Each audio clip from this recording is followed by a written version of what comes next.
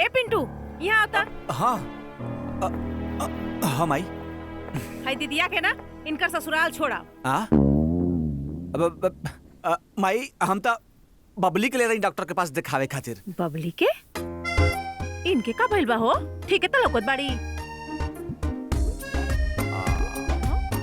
माई नींद बोले कालो था ना ओही खातिर। अच्छा ठीक बा तो इनके का दिखा दिया डॉक्टर के आज दीदी के छोड़ा बा।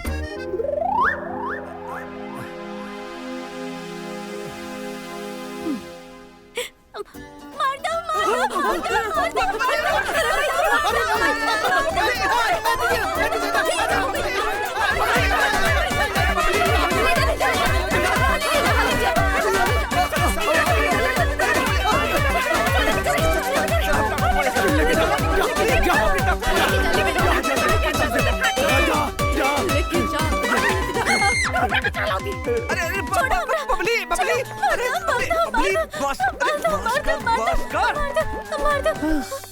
बस ए बबली। हाँ बोला।